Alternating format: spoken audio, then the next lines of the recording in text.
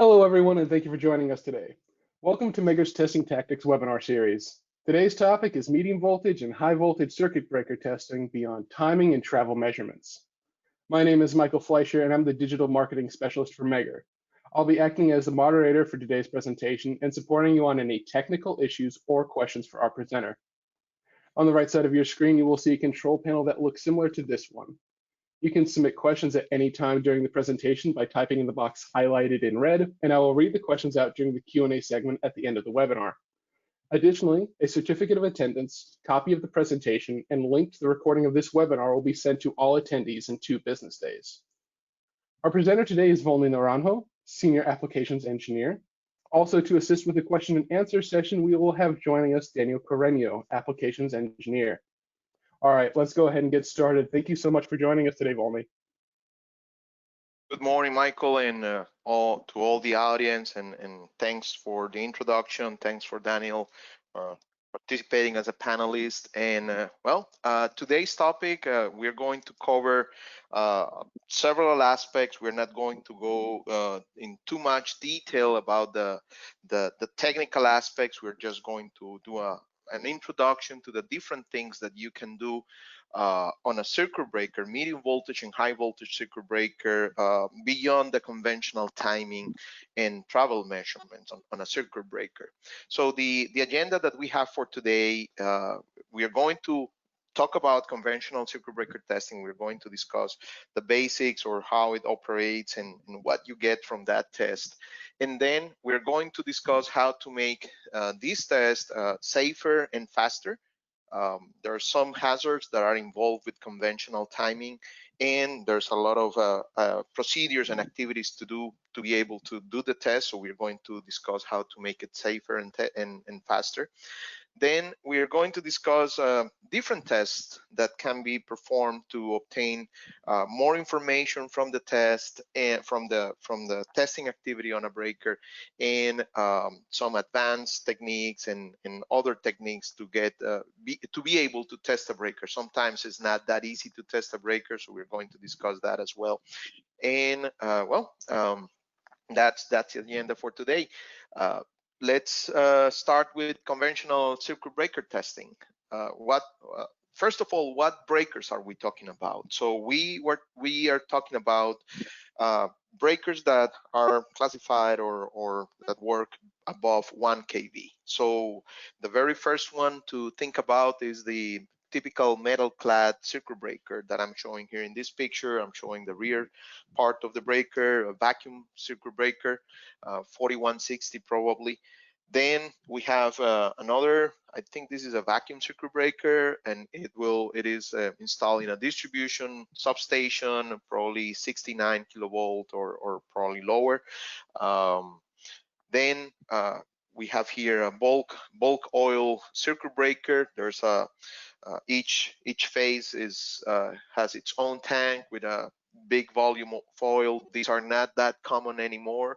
At least they are not being manufactured anymore. They're still common in the US, and as they are failing or they're getting to a point in life service that might not be beneficial to keep maintaining them, they're replacing them, and they're replacing them with SF6 breakers.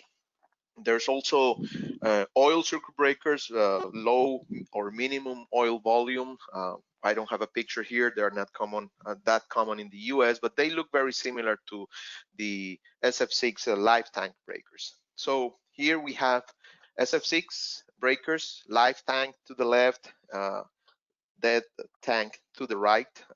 Probably this one is one of the most commons here in the US.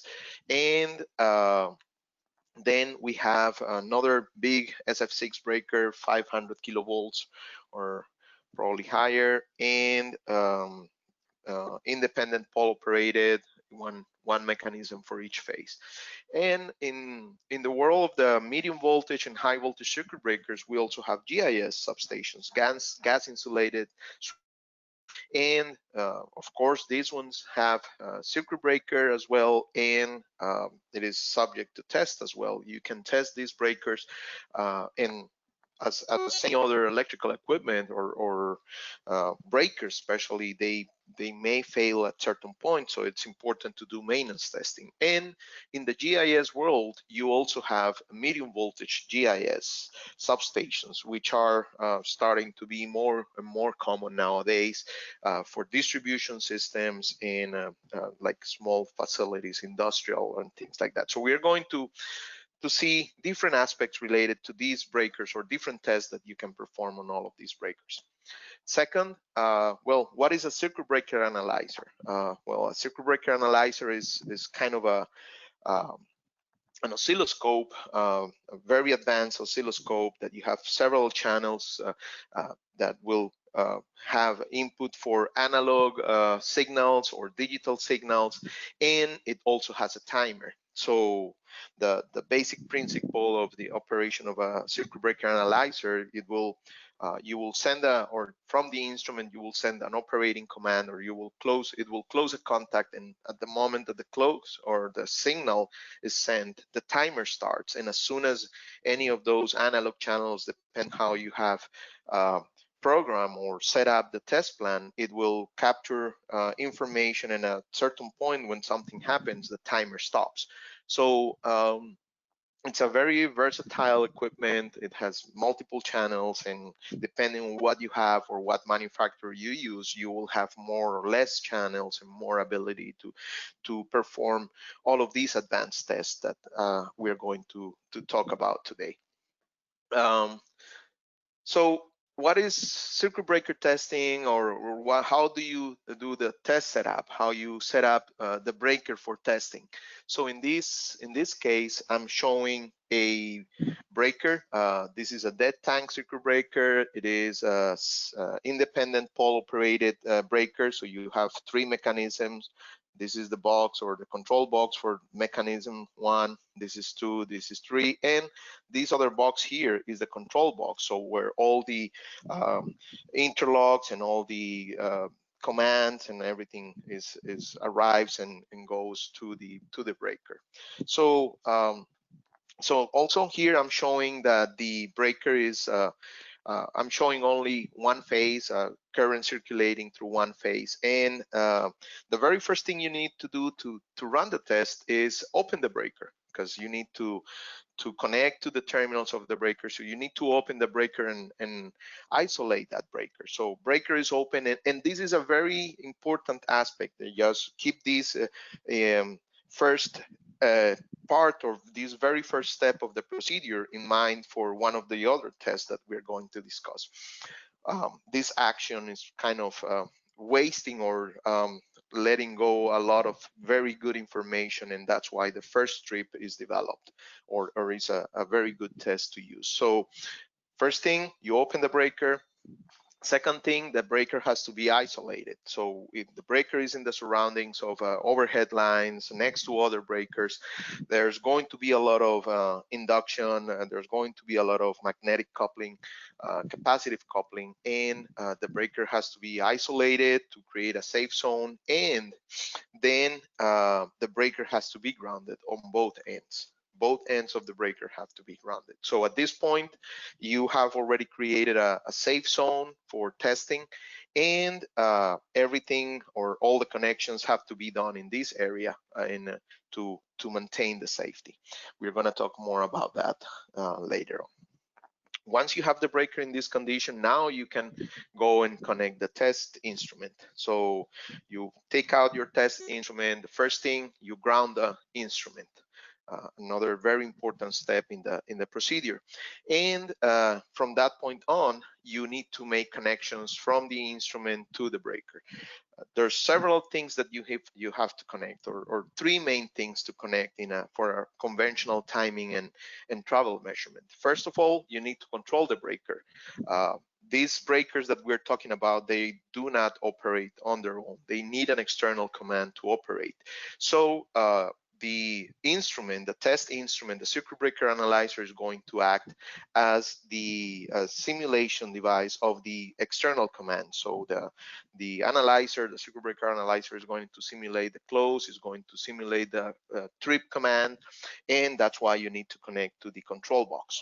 Next, you have the main purpose, one of the main purposes, to time the operation of the main contact. So you need to connect a set of leads to each pole of the breakers, to the poles of the phases of each side of the breaker. So this is represented here in the orange line. Control is in the purple line.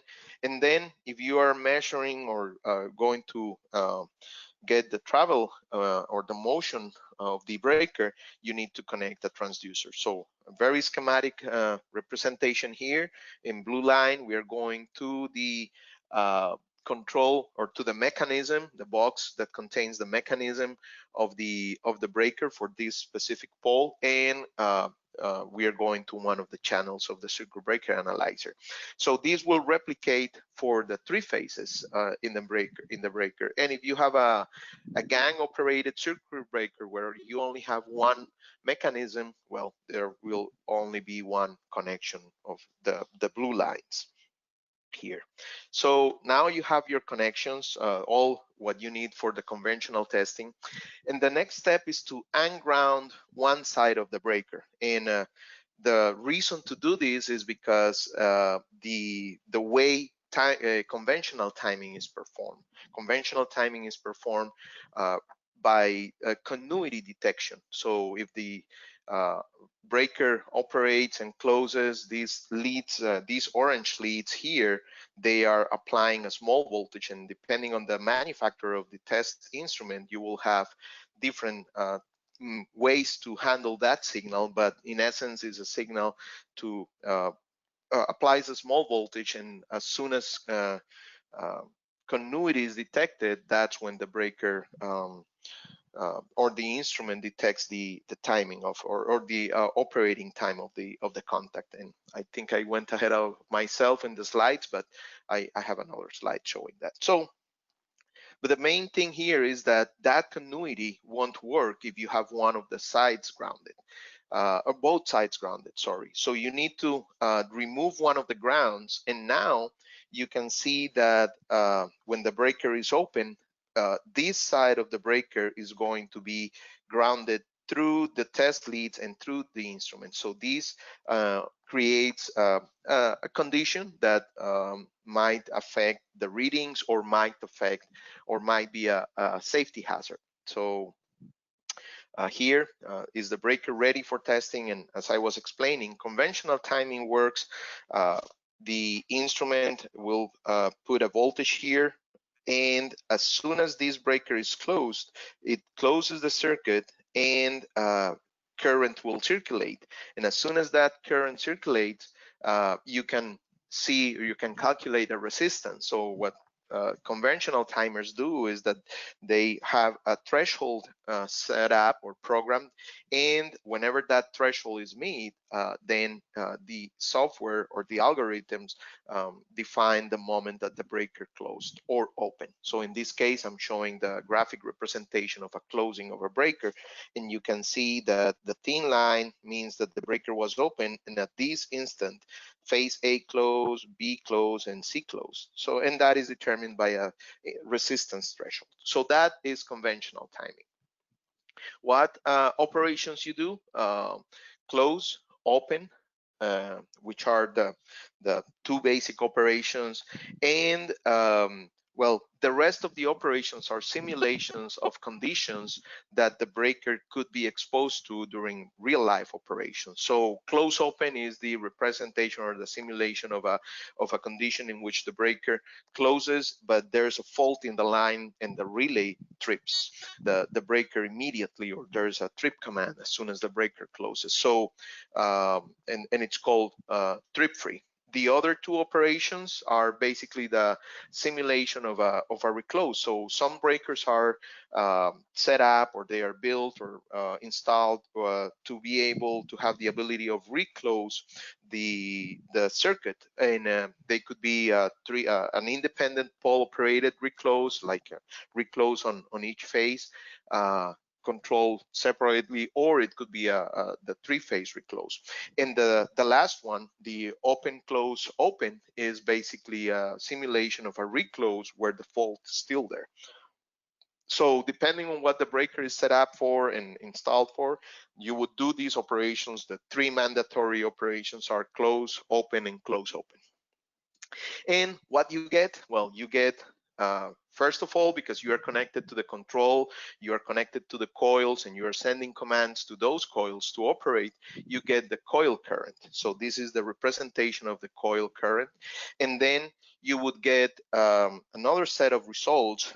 Here, you see the schematic of the contact closing. You see these three thin lines here. That means the breaker is open, and this is the moment that the breaker closes, and it's represented with thick lines, and then the breaker open again. And if you follow this curve, this is the motion curve, the travel curve, and from that curve, well, you can see the breaker was open in open position. The top part of this curve is the closed position, and here it open again. And while the breaker is moving, it will have some characteristic spots or situations. So the breaker will have an over travel, will have a rebound, will have a portion of the curve where it will deaccelerate when it is open.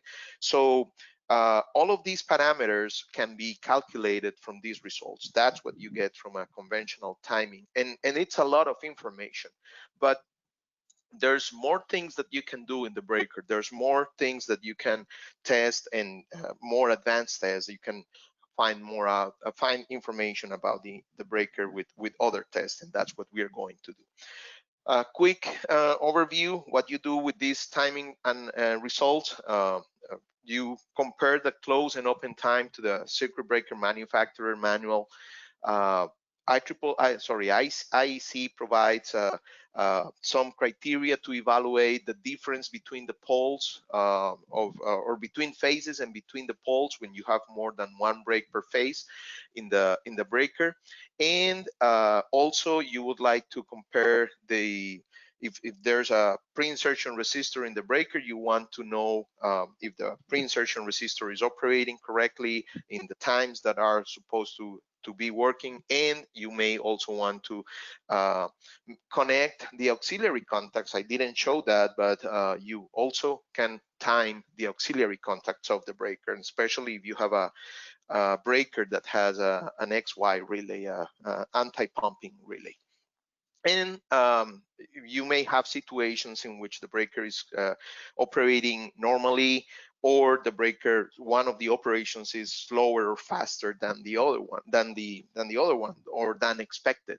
So here we have a table of the reasons. We are not going to the details today, but it's for a quick reference when you get the information. So that is conventional timing. Probably spent a little bit more of time than I wanted, but I think it's very good to talk about these conventional timing. And then let's see how to make this test safer and faster. So we discussed, or I mentioned that for the test, you have to unground one of the sides of the breaker, because the way the test is performed is with a continuity measurement. You're applying voltage here and measuring the moment, or determining the moment that this contact closes with the resistance threshold. And well, you are working in a substation in a place surrounded by overhead lines, and you could have accidental re-energization of the installation. Not supposed to happen, but well, that's what happens with accidents. They are not supposed to happen. And lightning strike, you are very close to the line that is coming, and you could have a lightning strike very far from the place you're testing, but it can come to the line, through the line. So also you are next to overhead lines, and these can induce currents, magnetic coupling, and this might not be a safety hazard, but it may affect the results. And if you have an instrument that it's not capable to handle that magnetic induction, or magnetic coupling, then you're going to have results with problems or not accurate. You also have capacitive currents, and this is because the overhead lines, and this is the one that it's more concerning. These will induce currents in your cable, in your testing cable, and it is very common to see problems after or situations after you finish testing. Sometimes we are under pressure because of the time constraints that we have nowadays with an equipment being out of service for testing. So you've completed the test, everything went fine. Now everybody starts disconnecting things, and if the ground is not in place, and somebody disconnects these leads from the instrument, not first from the instrument, then all of these induction, now it's going to be at the end of that cable, and you can see burns, or you can see equipment damaged because of that disconnection. So the very first step when finalizing a test, or whenever you're going to handle leads, again, it's to ground this before disconnecting. So grounding or timing, conventional timing, represents that you have to ground, connect leads, and then after finishing, you need to connect ground again to be able to go ahead with the procedure of the disconnection. And of course, we're talking about uh, substations of high voltage or extra high voltage. Medium voltage also imposes a hazard, but if we're talking about metal clad, well, things are different. But it's very important to consider this. So there's some hazard involved in this, and because of all of these, you could have electrocution, burns from arcing, or secondary injuries, because probably the electrocution didn't do anything, but it definitely trips you off the ladder, or of whatever you are. So it can generate safety hazards there. So how to make this safer, and in the process make it faster? So the big thing here is the grounding. So test the breaker with both ends grounded. That is actually in some IEC documents, some IEC standards, that is a requirement. And there are exceptions to the breaker testing because, of course, conventional timing doesn't allow you to do that. However, technology has allowed to generate new techniques, new testing techniques, and that's what we are going to discuss here. Dual ground testing, and we can do that with dynamic capacitance measurement instead of the continuity measurement with the resistance threshold. Very similar concept, but instead of looking at the resistance change, we are going to see the capacitance change, or the change in current due to the change in capacitance. So let me put a modeling here of this breaker, or at least one of the phases of the breaker. You can see here the modeling of the ground. So this is the groundings that we have on both sides in green. And all of this tank, all of this section is represented here by the dotted line. And inside that, we of course have the contact that will move to open or close the breaker. These two contacts are basically two plates, and those two plates are inside of an insulating medium. And it could be SF6, it could be oil, it could be air, but it is an insulating medium. So two plates in an insulating medium is a capacitance. And as the one of the moving, or as the moving contact of the breaker displaces to close the breaker or to open the breaker, means that that capacitance is changing. So that's why it's called dynamic capacitance measurement. The rest of the modeling is the inherent resistance of the conductors inside the breaker, inherent inductance, very small, but there's going to be a little bit of inductance there. So in the end, this is an RLC circuit. And when you have an RLC circuit, if you connect another circuit, another RLC circuit that can couple to that circuit, and you inject a signal, a variable signal, there's going to be a point where you can find a resonance point. And resonance point means the point where you have the lowest current circulating through that circuit from the source that you are connecting. So if we close the breaker and we apply a variable frequency current, and we change the frequency until finding the lowest current point, means that we are tuned to this circuit and we are going to have the lowest current. So now that you have identified a lowest point, now if you operate the breaker, as soon as the breaker opens, now the circuit is not tuned anymore, and that current is going to be higher, as I'm showing here. So anytime you operate the breaker, current will change. And that, if you're monitoring that current, instead of monitoring a current that goes from 0 to something, now you're going from one value to another value, lower to higher current, and that is the way that you can detect the operation of the breaker. That is dynamic capacitance measurement, and that is a technique that can be used to time the breaker. As you can see here, this circuit and all of these variable frequency source is represented by one accessory here in the connection. So the connection is very simple, and it doesn't add more time to the test, but you're going to increase the safety and you're going to increase the speed or the efficiency during tests, because now you don't need an authorized person to remove these. And when I say authorized person, is because sometimes it has to be a very specific crew, and sometimes they have to talk to control to be able to disconnect, to do any procedure. So that represents time. If you don't have to do that, you just go there, ground, connect your leads, and you don't have to talk to anybody else until you finish your testing. So that increases the speed of the test and of course the safety. The other big advantage is that you obtain the results in the traditional way that you get the results from timing. Conventional timing, because you are monitoring the same thing, you're monitoring a current, and you can even see those little bounces that may happen if there's any kind of lack of pressure in the contact, in the fixed contact. So it is a very practical way to see the result. There's another technique to do dual ground, that is dynamic resistance measurement, but that is not as accurate as the DCM test, and you won't have the results in the same conventional way. So DCM is a very practical way to do it. It improves safety, efficiency.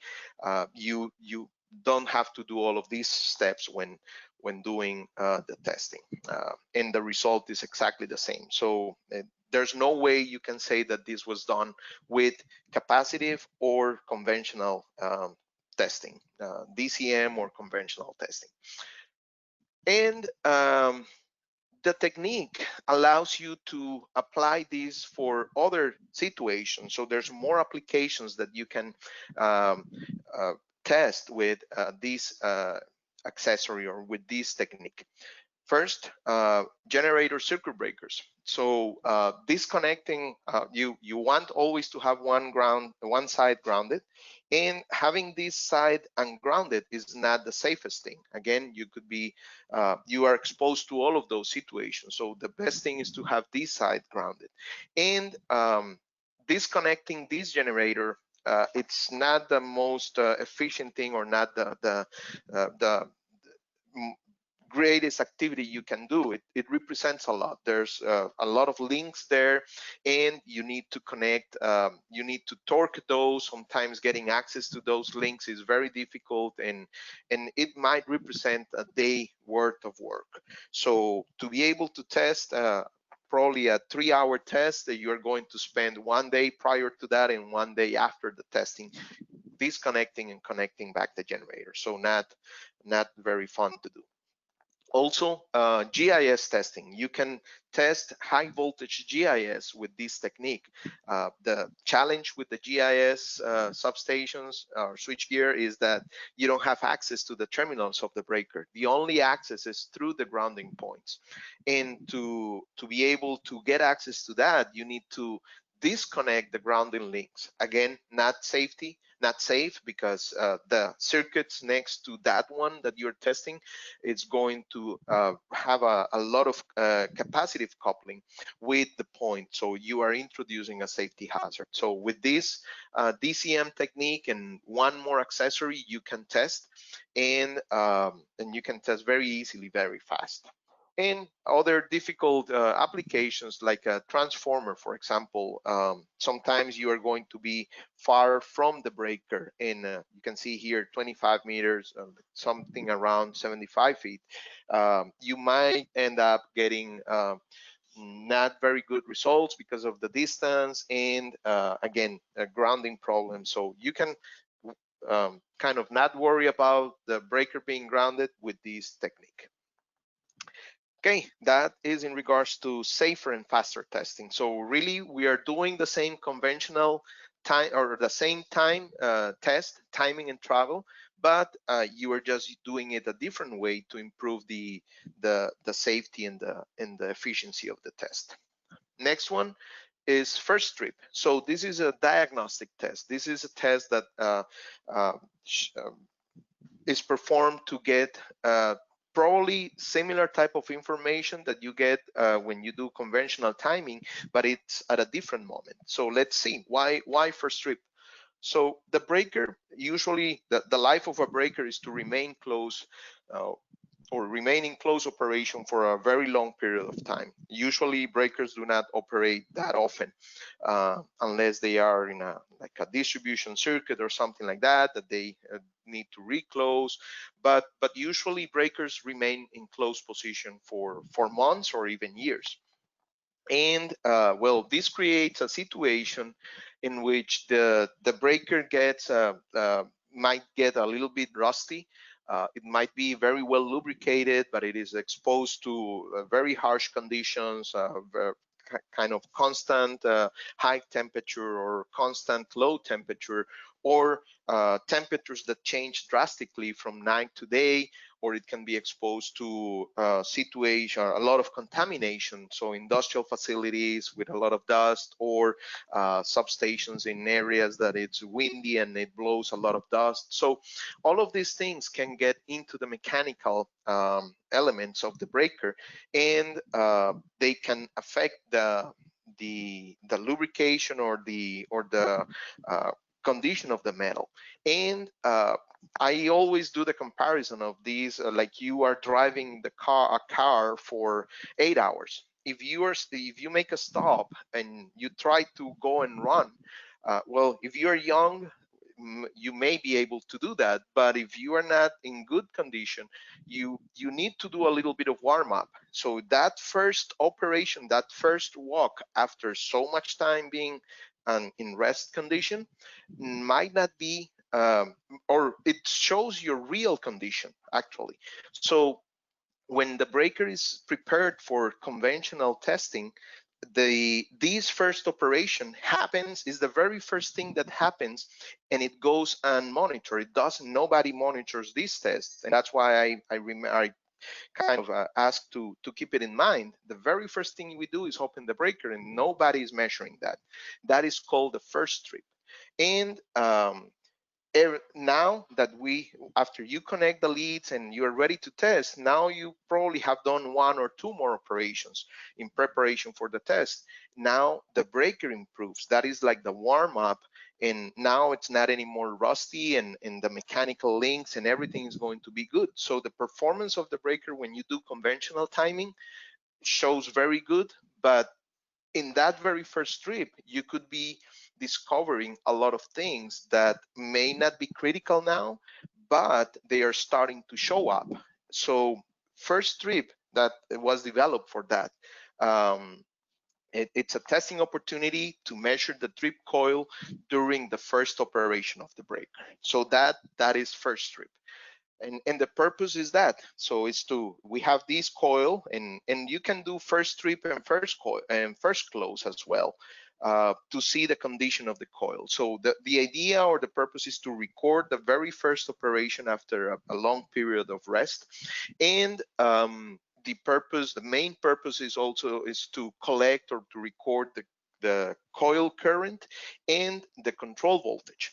And here, this is what you get. This is the typical trip coil current. And if this is the first trip, the idea is that you're going to compare these to the same current measurement in a previous time, like when you commission the breaker or any time that you tested conventional timing, but under the good condition of the breaker. You know that the breaker is good, so you may end up having something like this. So that is the purpose of the test. Measure the first trip and then compare to a previous measurement and see the differences, and especially some specific points that I'm going to show in the next slide. So benefits: you record real world operating conditions.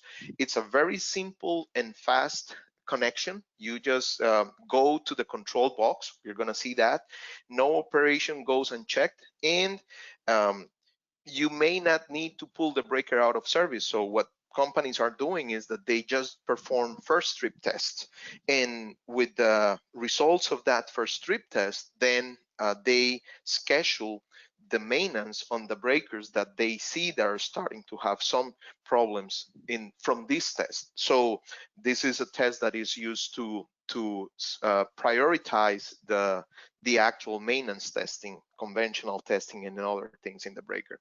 If everything shows good here, they just leave the breaker alone for more time, and they are saving in maintenance and activities, and they can concentrate in other assets.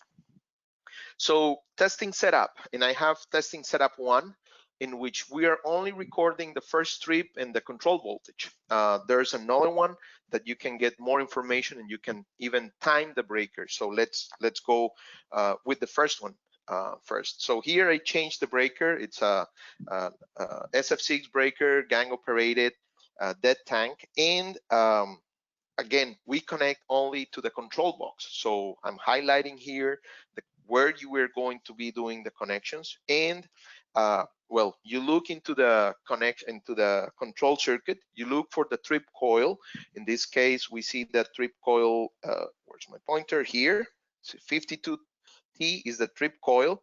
So we are interested in the current that will circulate through this branch when this remote contact closes. So this operation, or the operation of the circuit breaker, will be commanded from the control room. In this case, the command is not going to come from the instrument. So we don't need to do any actual connection to the trip coils or to apply a signal to this circuit. The signal is going to come from the relay from the control room. So the very first connection is a CT that is going to monitor the current in this circuit. Then we want to monitor the voltage. So we need to connect to the positive and negative, and this is important because this gives you information about the actual DC signal from the control or from the substation. And one more connection that is needed is a trigging. So the instrument, the circuit breaker analyzer, needs to know when the breaker is receiving the signal. So this connection is just to monitor for that signal that is coming from the control. As soon as there's a command here and that command gets here, the instrument will be activated to record everything. That timer that I was mentioning at the beginning will be activated, and all of the analog channels will be measuring whatever they need to measure, the current and the voltage. So that is the first connection. Now, you can also connect to other auxiliary contacts if you want to measure the timing of the auxiliary contact. So that is an extra thing that you can get from first trip, not necessary for the basic measurement. So that is one setup. The other setup is basically includes more connections or more information. We'll collect more information. So in this case, what we are going to do is to focus on the primary circuit. We are not going to connect to the primary circuit, but there are CTs in this circuit in the load side of the breaker. And so basically these CTs are represented here. And what happens is that as soon as the breaker is open, current will be interrupted here. So monitoring that current gives you the timing of the breaker. And it's not going to be the same accurate measurement that you do when you do it with conventional timing, but it's going to give you a very good approximation of the actual timing of the breaker. So we go again to the secondary side of those CTs, and those go through the control box. And in this case, we are going to connect CTs to each phase, and that is going to measure the line current. And everything will show like this. This is when you use the two connections or you do the two setups, then you're going to get the current from this CT. You're going to get the voltage from this connection, and this one you can see how the voltage drops because of the load that the coil imposes into the DC system. And the third result, main result that you get, is the current. So you see the sine wave here, and at certain point that sine wave goes away, and that means the moment that the breaker closes. And you see that definitely it happens after the operation of the coil. And well, motion is not measured here. You don't want to put your hands in that breaker while it is energized. It may operate, so definitely motion is not recommended unless it is a transducer that is previously installed there and permanently installed, that you just need to connect a cable. So this is what you get from the first strip. Now, what is analyzed, or what are you looking at, or what are the interesting points here? In addition to the voltage, well, in the coil current curve, you are interested in the peak current. That means when basically the coil becomes a short circuit for the DC circuit, you will get a peak current, and that current could change, and that represents the changes in the coil. Then you want to know this other peak. This peak is the moment that the armature, the plunger, starts moving. So there's an armature inside the coil, and as you energize the coil, there will be an electrical field there, and it's going to generate or cause this plunger to move. And that plunger, what will do, well, it will happen at a certain peak current, and it will happen at a certain time. And then when that plunger or armature stops and it hits the trip latch, then it will change the current, and that happens at a certain time. So that is also important. And whenever an auxiliary contact opens to de-energize the coil, you will see that the current starts dropping. So that as another point of interest, and the time to the end of the operation of the coil, and no more current circulating through the coil. All of this is what the circuit breaker analyzer will give you, and it will calculate parameters from here. And well, one thing that you can calculate is the voltage drop in percentage. And you know that coils have a minimum operating voltage. So if the voltage is dropping too much, you can start detecting that. So it's indirectly a test on the DC system. And in the analysis of the coil current, well, you may have these, so you know that you have the armature peak currents and then the coil peak currents. And there's going to be differences in those currents and differences in the time where those events happen. And comparing those times, or you could have no armature movement, and it goes directly into a short circuit. So comparing or analyzing all of these points will give you the ability to detect problems in the trip latch system or the link system of that trip latch. you could end up finding problems with the coil winding, coil armature, or low voltage issues or wiring issues. And all the operation of the breaker happens because this coil operation. So anything that happens from that point on will be affected because of these delays or these operations. So first trip provides you a very good way to analyze most of the operation of the breaker. It provides real life trip time, and it can reveal lubrication or corrosion problems. It is a very quick test, and if the breaker can be reclosed immediately, a control can send a reclose operation. It may not show up for the system as an interruption, as an outage. So it's a test that goes unnoticed, and you don't need to affect the system. That is one of the great advantages. And you can do as found and as left test with these, so you can compare for the future. And mainly the main use of these tests is to determine where offline maintenance actions need to be focused. You can reduce the maintenance activities, the schedule or regular maintenance activities, with these maintenance based condition based oriented maintenance activities. So that is in relation to first trip. Then motor current. This is a very simple test, and it's been very common. Sometimes we just do it with a CT, but this can be brought to the circuit breaker analyzer as well. And well, what is the motor? So circuit breakers that have spring charge or spring mechanisms, this spring needs to be charged. So you need to store mechanical energy for the breaker to operate. And well, these springs are the ones that store that energy. So at certain point in the operation, the breaker or the spring needs to be charged, and there's a motor for that.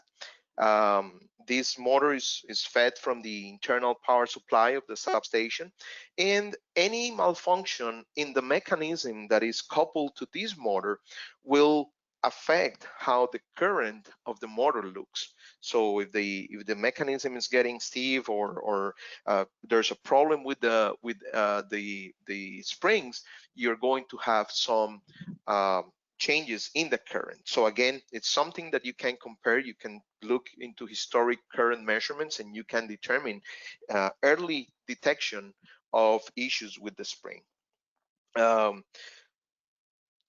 The current monitoring is performed by connecting a current sensor, similar to what we did with the first strip. We connect to that portion of the circuit that feeds that motor, and we operate the breaker for the motor to operate, and we record that current. And the idea is that we observe changes in the shape of that current, maximum current and operating time are not exceeded. That's what we're looking for. Usually they will have a defined operating time and a maximum current.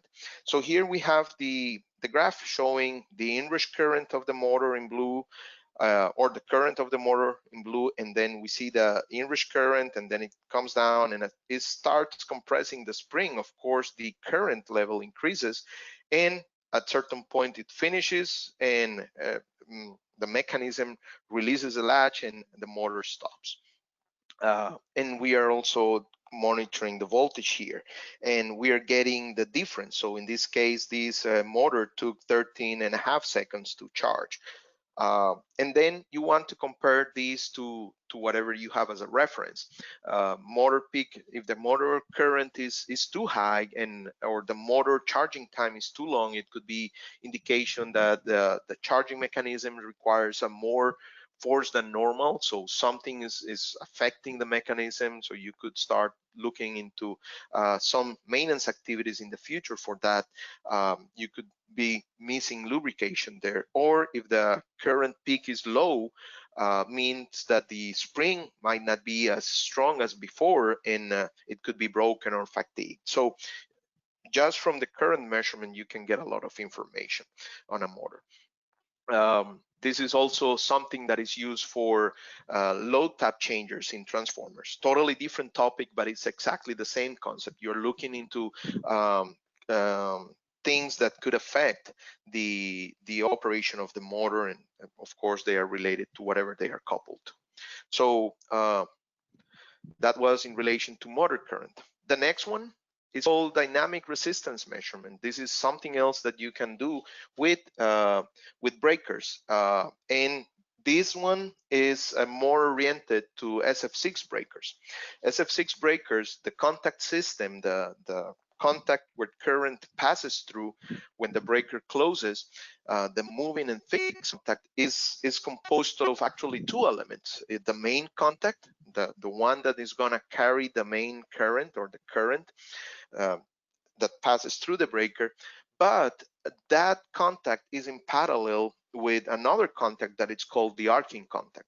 Every time a circuit breaker operates under load and under fault conditions, when the contact opens, there's an arc. That arc is extinguished by the combination of three things. One is the speed of the breaker, second, the crossing through zero of the current, and a refrigeration that comes from the insulating medium.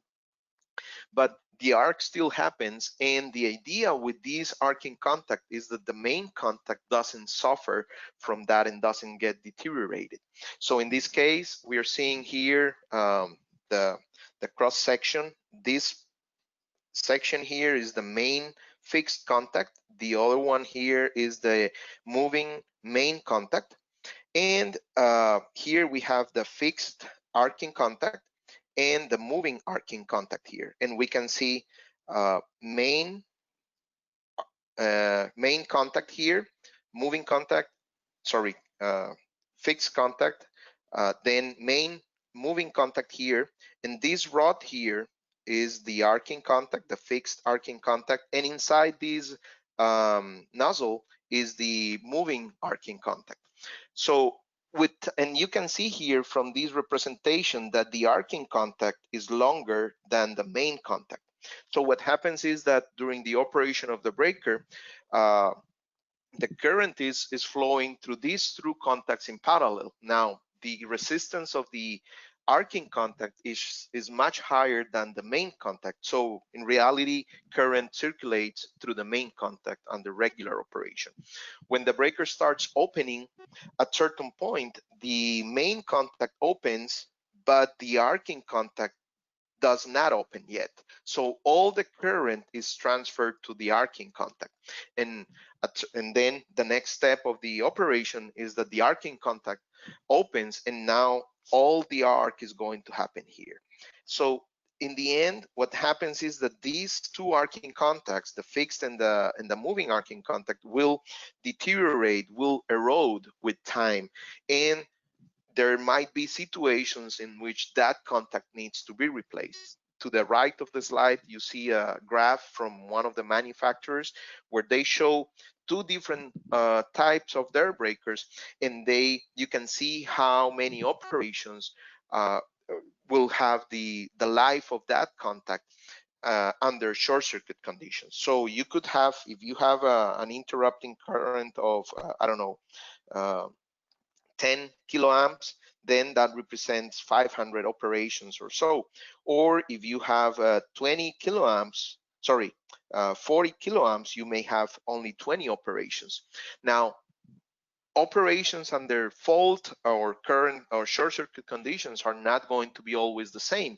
So, well, there's this graph and there's some formulas, but really you don't know when the breaker, the arcing contact needs to be replaced. So, the replacement, there's a replacement criteria. In this case, for example, the manufacturer is indicating that if the upper current of the path of the current path fixed arcing contact has been burned, so the distance to the reference surface is more than 6 millimeters, or it is outside of the surface of reference, then it has to be replaced. So what are they talking about? They are talking about this section, and here they see the reference point, the reference surface, and maximum that the arcing contact can go inside, or the wear length is maximum 6 millimeters. How to determine that?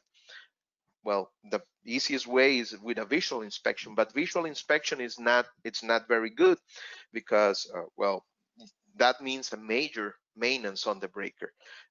And also SIGRE studies show that the breakers fail mainly after major maintenance of breakers. So probably not the best thing to do, and if you do that, then you just replace it, because, well, what you're not going to close or assemble the breaker again without replacing it. So there's testing that can be done for that. Now, conventional timing doesn't, even though it does resistance measurement, as we discussed at the beginning, it does not differentiate between the main contact and the arcing contact. You get no information about the condition of the contacts. The resistance thresholds are not capable to be detected by the test, and there's no way to measure the length. So the solution is dynamic resistance measurement. What is dynamic resistance measurement? Well, it's a combination of contact resistance measurement, the traditional DLRO or Doctor test that we know, but we combine this with the operation of the breaker. So as we are operating the breaker, as we are opening the breaker, we are injecting current and measuring the resistance, and looking at that in time and how it compares to the motion curve, to the travel curve. And what does the connections entail? Well, you need to do the same connections as the timing. So you need to do the timing leads, and you need to do the motion, the travel measurement with a transducer.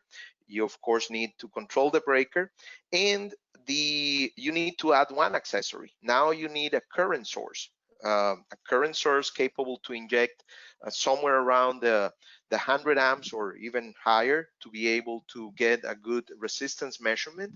And you operate the breaker while that current injection is happening, and then these leads now, instead of applying voltage as they were doing before, now they are measuring the voltage drop across the contact while the breaker is operating.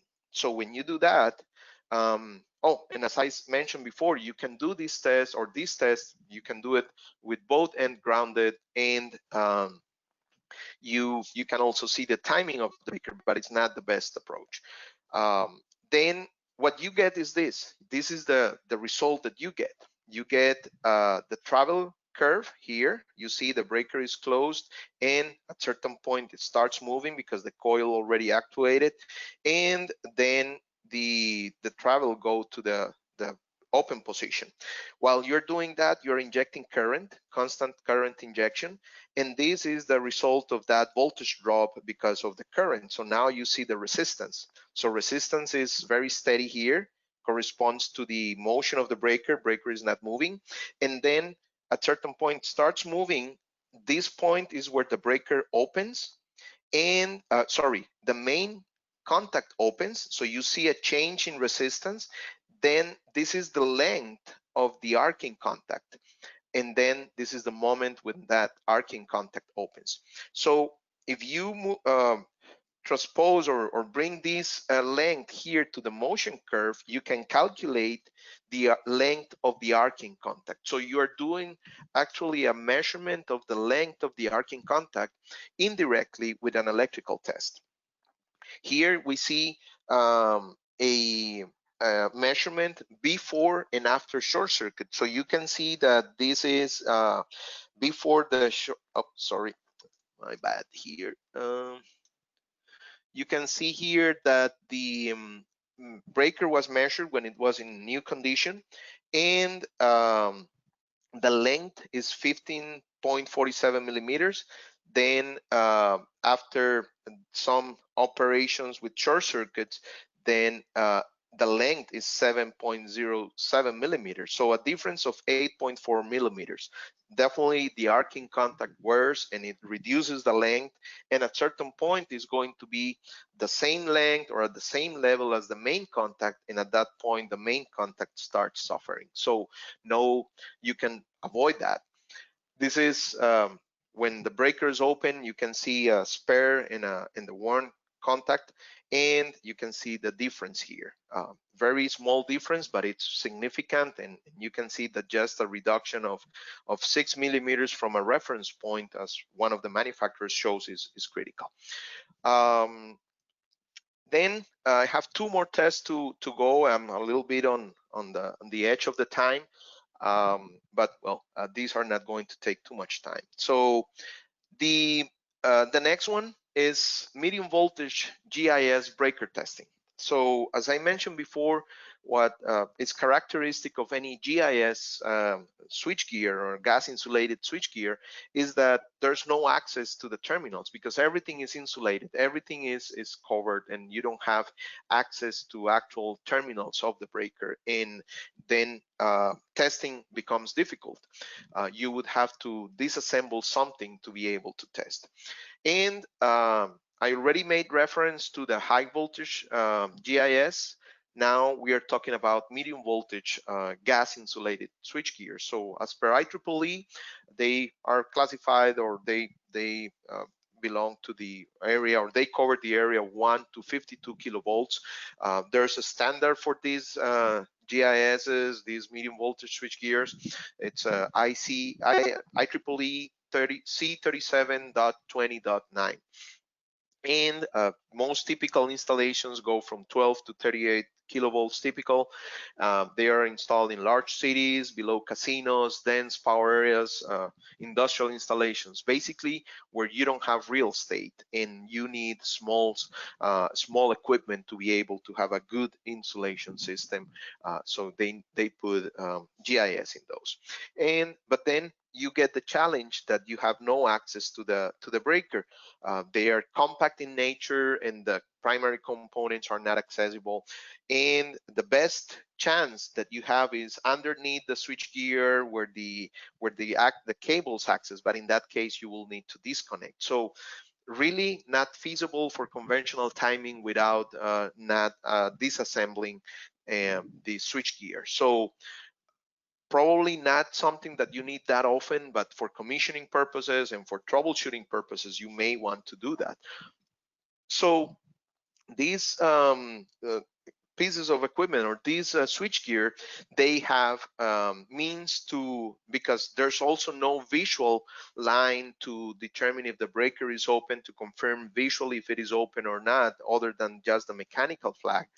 Then these also have what it's called the VDS, voltage detection system, in which they have a capacitive coupled voltage detection system. That's what it stands for. And this is an access point for checking if the system has voltage or not. So when the breaker closes, there's voltage on these terminals. If the breaker is open, or as soon as the breaker opens, voltage goes away. So if you can monitor that voltage, you can time the operation of the breaker. So that's what can be done with a circuit breaker analyzer. You can connect to this voltage detection system and monitor the time that the voltage appears or disappears. And of course, with that, you need an accessory, basically a voltage conditioner. And but you just need to connect to that voltage conditioner or to that VDS through this little accessory, go to the timing channels of your circuit breaker analyzer, and then of course you need to connect to the control of the circuit breaker to simulate the operations, the close, the open, and all of those that we already mentioned. No, you don't need to clear the breaker. The only thing is that the operation has to be done without load, so that the load has to be transferred to another circuit, but you don't need to take the breaker totally out of service, and you don't need to do any grounding, anything like that, because you're just opening the breaker and closing it as in a regular operation. And if you want to monitor something else like motion, well, you would have to install the transducer previously, or consider that. And of course, you're going to monitor coil current and, for example, auxiliary contacts if you want. Anything else that you do with a regular timing, you could do here. And this same concept can be applied for switches. Well, of course, the instrument has to be grounded. In this case, the results, the graphic results are not going to be as the conventional ones, but you can see that compared to conventional timing, the the timing is exactly the same. It happens and you can detect everything at the same time. So it's matter of the algorithm measuring these or determining these closing point. So this is for the close, you see no voltage and then sine wave shows up, and then this is the open sine voltage, sine wave, and then voltage disappears. So that's the way how you can time a GIS, a medium voltage GIS. And the last test, it's a very this test has been there for many years, and it's not so popular, but well, it's something that you can also do with a circuit breaker analyzer. It's vibration test, and it's available, and some manufacturers do it, some entities, some utilities may do it, and it's a very good tool. It's not so easy to analyze, but it's a very good tool. And what it is done with vibration test? Well, it is a direct measurement of the mechanical events in the frequency and amplitude domain versus time. And you can record the mechanical vibration while the breaker, or the purpose is to record the mechanical vibration while the breaker is operating, and while you're monitoring other things in the breaker, like the coil, the timing, the travel, and you can uh, uh, correlate things there and do the analysis with the different curves that you obtain. So you identify timing or any other event changes, not only with the other measurements, but the mechanical vibration. And because the mechanical vibration has an amplitude, as the mechanical condition changes, that vibration is going to change, and you can detect things there probably earlier, in an earlier stage than you would do with conventional timing. So this is a typical characteristic vibration signal at a close operation. There are many identified stages of the motion, and this is an actual test, an actual example. So you can see here that phase A was closed, and at this point it opened. This is the coil current. We know that this peak here is the moment that the plunger starts moving. This is the moment that the plunger hits the latch, and from this point on, the mechanical actuation of the mechanism, closing mechanism, will start. So you can even see that vibration detects the moment that the plunger starts moving. So no motion, no vibration, and as soon as that plunger from the coil starts moving, you can see the vibration here. At this point, it's very likely when the mechanism, before it started moving, the mechanism was released, so a lot of vibration, and then you see the rest of the motion. Now, vibration, you can monitor different places. So this was probably at the mechanism or somewhere close to the coil side. But you can place those accelerometers in different sections that you want to monitor, and you can get 3 or 4 or vibration curves on the same operation. So again, that will demand a lot of channels in your analyzer, but you can do it. And of course, we're talking about breakers that are expensive and very important, that you want to monitor all of these. Here you have a comparison of breakers with a breaker with no issues. You can see that the vibration curve, you have two colors there, pink and light blue or light green, and then they are almost overlapping identically, so no big changes. However, in this other one, you have a breaker with timing issues. So there's the events, mechanical events are happening differently, and you're looking to compare the difference in time and in magnitude of the vibrations to start analyzing the breaker. As I said, the analysis is not so straightforward. As any fingerprint signal, you need to understand what's going on, and where are you getting this vibration from. Okay, that finishes my technical presentation. I just have a slide to summarize or to bring some bottom line points here. Circuit breaker analyzer is a powerful and a multifunction tool. So different from, for example, transformer testing that you have. If you want to do advanced testing, you go with some instruments, and if you want to do basic testing, you use some other instruments. Circuit breaker analyzer is pretty much everything what you need to do the testing on a breaker. Of course, you need accessories, but you can have a circuit breaker analyzer that will be able to do all of these things, and then you decide what you want to add to your testing procedures. And that is the other thing, that testing procedures and circuit breaker maintenance can be improved.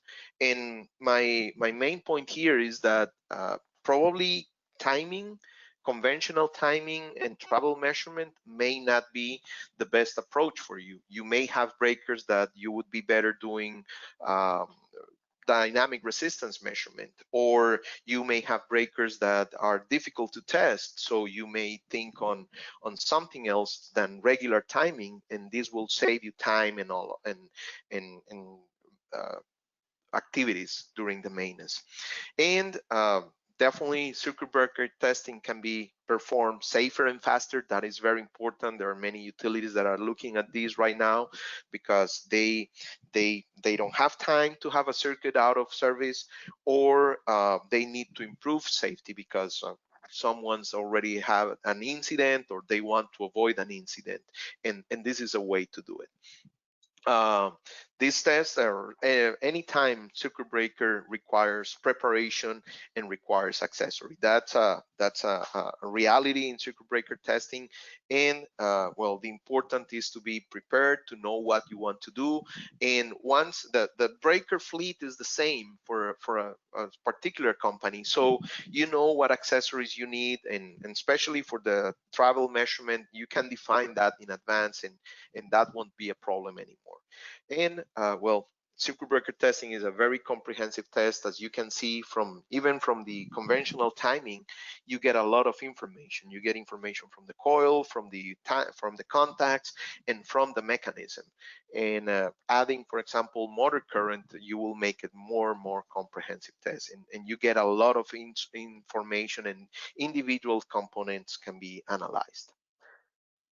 With that, and last slide is the offering that we have in our circuit breaker analyzers. We have from the Eagle, the one on the left, which is a very simple instrument, a very basic instrument for timing and travel. It can test up to 1 break per phase. But it can also do dynamic resistance measurement. So it's an instrument that looks very simple, but it has one of these advanced tests. Then we have the TM family, the TM 1700 series and the TM 1800 series, where you have 2 breaks. You can test 2 breaks per phase and on with the 1800. Of course, you can do timing and travel with all of them, with both of them in the TM family. You can do first trip and dual ground, and you can do dynamic resistance measurement also for 2 breaks per phase and more. And well, if you are interested in vibration, that needs the 1800, because that one is a modular instrument that you can add different channels at will, and you can configure it depending on the needs. So that's what we offer, and we can do all of these tests that I just mentioned with these instruments. With this, I bring it back to Michael, and well, I guess next we'll be opening the floor for questions. All right, thanks a lot, Volney. So at this time, the presentation portion of our webinar has officially concluded. We'll now take some time to answer as many of your questions as possible. If you have any questions, please submit them now into the Q&A box on the GoToWebinar control panel. For those of you that are leaving when you close the webinar window, a survey should pop up on your screen. We would greatly appreciate it if you could take a couple of minutes to provide your feedback so we can continue to improve upon future webinars. On the survey, there is a field where you can also request a quote or a demo of any MEGGER product. A copy of this presentation, certificate of attendance, and a link to the video recording of the webinar will be emailed to everyone in about 2 business days. You can also view video recordings of previous webinars as well as register for upcoming webinars on our website at us.megger.com/webinars and register for our virtual motor best practices seminar on Tuesday, September 22nd. All right, let's get into your questions. The first one I'm going to direct over to Nicholas Wetterstrand. Nick, when using DCM, is it possible to perform motion testing at the same time? Yeah, hello. Yes, the motion measurements are made through transducers and can be used both with conventional timing and with DCM. So there's no difference in the method and how you do it. All right, thank you. Next question is going over to Daniel Carreño. Daniel, how would you practically measure the first trip when the breaker has to be open and locked out and be ready for service? When would you have the opportunity to set up for the first trip since the plant is in operation and then would have to shut down and then be locked out? So guys, thank you, Michael. Well, actually, the first trip, as the name implies and as Volney went over during the presentation, you want to capture that very first operation of the breaker, right? So the connections to the measurement are done directly to the control panel because the circuit breaker is live, it's in operation. As again, you want to capture that very first operation.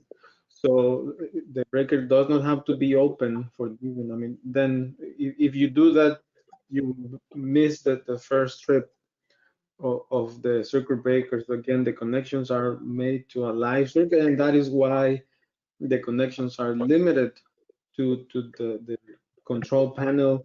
And if you want to measure the currents, the main currents, you have to do it through the secondaries of the CTs of the breaker. So you connect to the secondaries of those CT.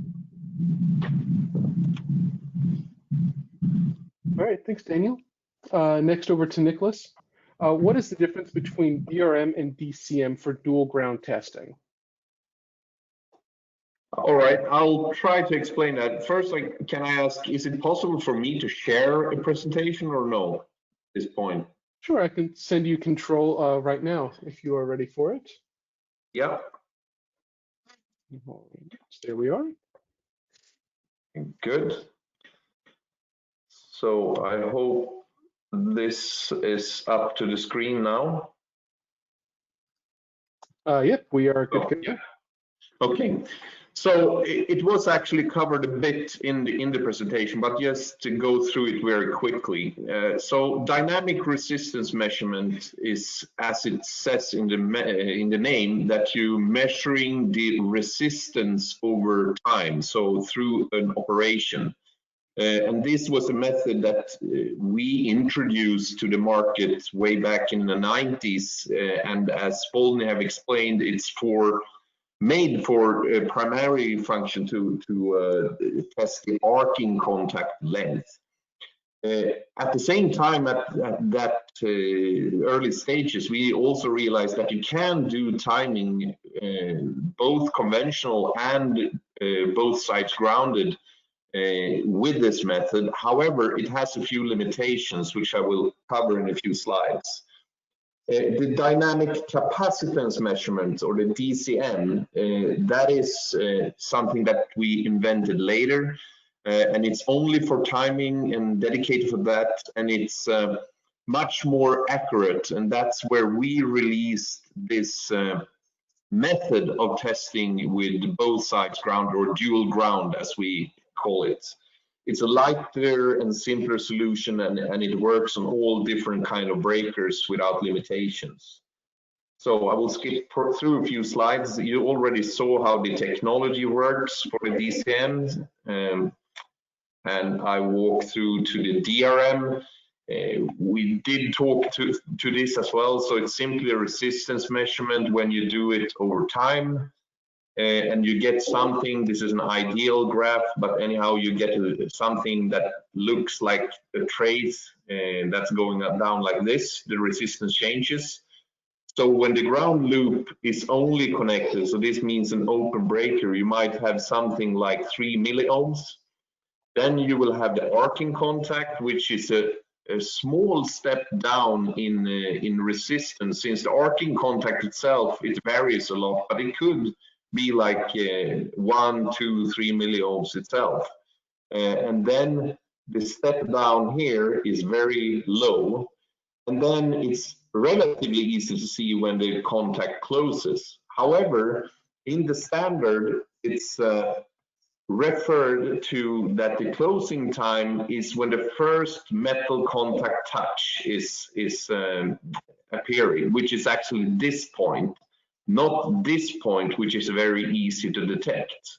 And that is why it's more difficult to get accurate results with the DRM method. If you use that, you will find out on some certain objects, you will have variation of the timing. And as we all know, the timing variations are quite tight tolerances in the specification, the maximum differentiation or diff between phase.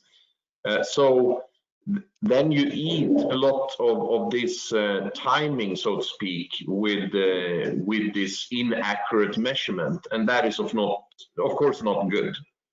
So I hope that explains a bit why the DCM is better and the differences between the methods. All right, thank you very much. Volney, I'll send control back over to you. And also the next question will also be directed towards you. So once we get that back up on the screen, I'll send it over to you. Okay, I'm ready. All right. Perfect. Could you please explain the differences between the two graphs on the first trip and how to know which one is better?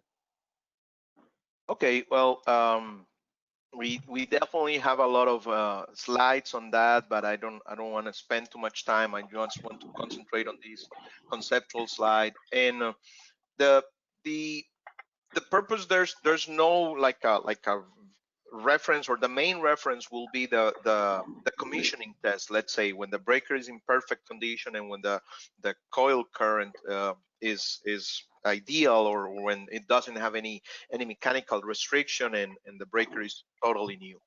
Then that's what you would use as a reference, and then you would look for these differences to happen. The coil, the current when the armature or the plunger starts moving, and that can increase. That means that the plunger is kind of blocked, or something is not allowing it to move freely, so more current is needed.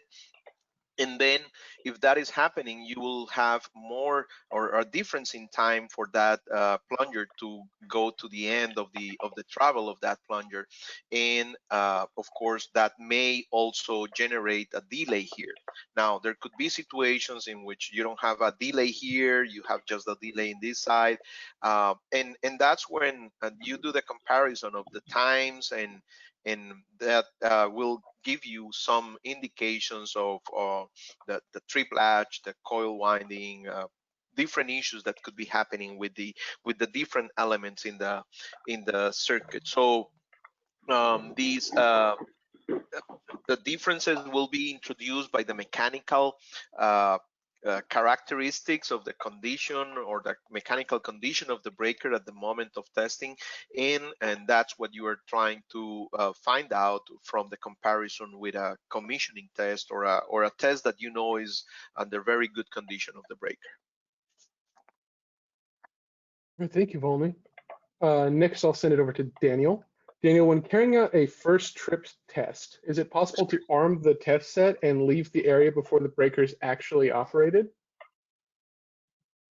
Absolutely, yes, and that is actually the preferred method, right? Both of the units that you can use to carry out this first trip measurement, the TM1700 series and the 1800, they both have what we call trig in, and that's where you would wire that signal. So yes, you would, like the user or whoever asked the question mentioned, you arm or you start the test, and in that particular configuration, so the unit will wait for that external signal to start the measurement. So yes.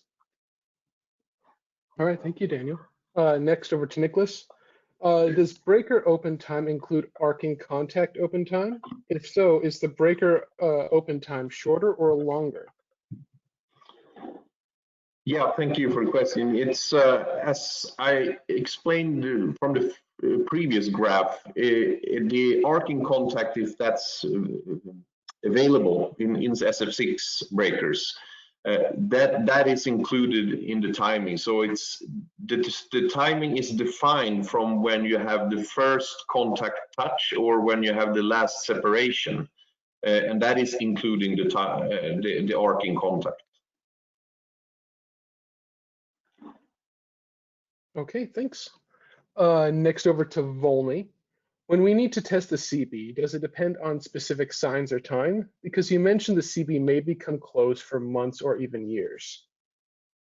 Okay, well, I would say that this would depend on the maintenance approach or the maintenance program that every entity or every facility has.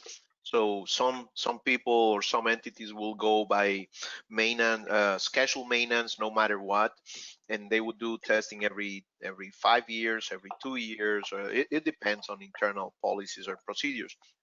Some other entities will go by the condition, and this is where the first strip comes very handy, that they will just periodically will do the first strip, and they and it's a way to exercise the breaker as well, and you just exercise the breaker, you open it, close it, and when you do that, then you record, and you from that you start determining if the breaker is getting into a situation that requires maintenance, and if not, they won't do any maintenance. And there's other companies that they just let the equipment run until it fails. I've seen those situations, and it depends on the importance of the asset and all of that. So the frequency of test is always an interesting topic in this world, and there's many approaches. So it depends more on the characteristics of the system or the maintenance program, and of course manufacturers, they will recommend certain maintenance schedule depending on the type of breaker and depending on what you have there. All right, thank you, Volney. Next over to Daniel. Is there a rule of thumb for replacing arcing contact as its lengths get closer to be the same as the main contact? Thank you, Michael. That's a great question. It's a little bit related to what Nicholas answered, just a question before Volney. And we need to understand that when we use the dynamic resistance technique to assess the quality of the arcing contacts, we are not comparing or measuring that length versus the main contact of the same pole. But what you get is, again, a measurement that you can compare either to previous measurements, the same breaker, same pole, or if it's the first time you're testing or you're using this technique, you can compare the length that you get on each phase versus the other two. Right? So again, you are not measuring it against the main contact, but compared to the other phases.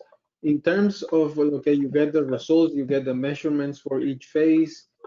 There is no rule of thumb that would apply for all breakers. The best bet is to, or the best scenario is that the manufacturer, just like in the slide that Volney is showing, certain manufacturers will actually give you guidance in terms of, again, this very example that Volney is showing is this manufacturer is saying if there is the maximum difference that you can see before this will affect the performance of the breaker is 6 millimeters. But again, that only applies for this very specific breaker. So again, the best source is to consult manufacturer, and if you cannot get that information, again, you can compare between phases. All right, thank you, Daniel. Next over to Nicholas. How valuable is the circuit breaker testing and timing if original test data from commissioning is not available?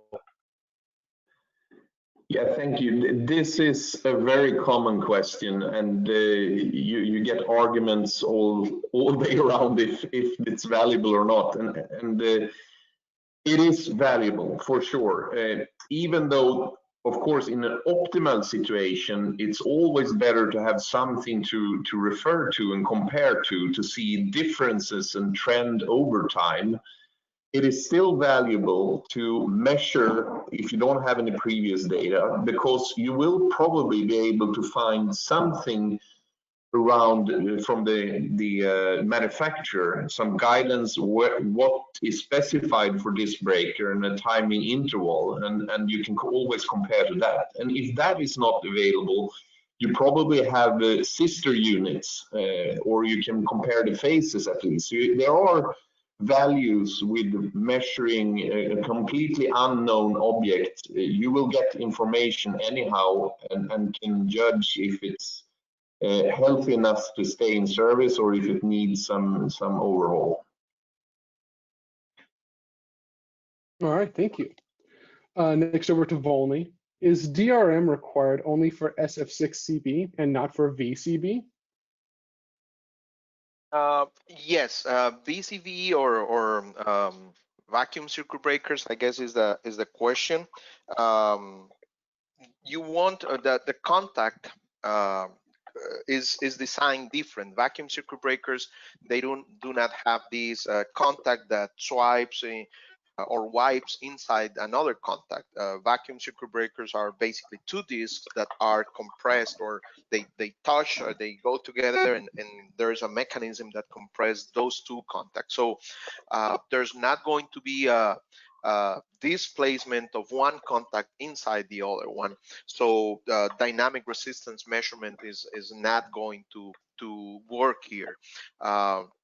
What I also want to mention is that if you are thinking about these medium voltage GIS, where you have these other breakers that you don't have access, that one, DCM won't work, or DRM won't work there as well.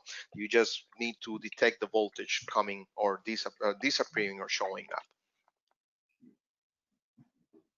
All right, thank you, Volney. We have time for one last question, and I'm going to direct that over to Daniel.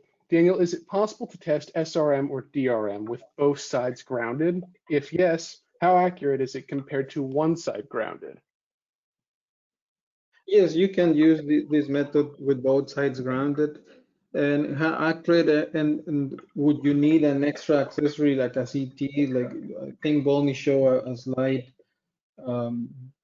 on using this technique to test the contact resistance on a GIS breaker. It depends exactly again on the application, and basically boils down to that circuit to ground. How is that resistance compared to the resistance of the breaker under test? In this specific situation, for example, the one you guys are looking in the slide, sometimes that resistance is even lower than the actual circuit breaker, right? So if we inject the current, we'll get equally divided, or the majority of the current will go through ground. So that will be actually very affected. In that case, you need an extra accessory, a CT, to measure that current going through the ground circuit, and thus the circuit breaker contact resistance can be determined. On other applications, for example, in a death tank breaker, where the contact system, right, what you want to measure, the resistance is many times lower, or sometimes an order of magnitude lower than the resistance of the ground circuit, then you don't need the extra accessory. You can test just like Volney is showing, just connect with the SDRM box, and you will get an accurate measurement. All right, thank you, Daniel. It looks like that's all the time we have for questions today. We apologize if we didn't get to your questions live, but we will be trying to follow up with you offline in the following weeks. As a reminder, a copy of the presentation, certificate of attendance, and a link to the video recording of the webinar will be emailed to everyone in about 2 business days. I'd like to thank you all for attending. If you could, please remember to answer our survey. That survey will include a field for you to request a quote or a demo if you're interested. Once again, I'd like to thank you all for attending, and I hope you all have a great weekend.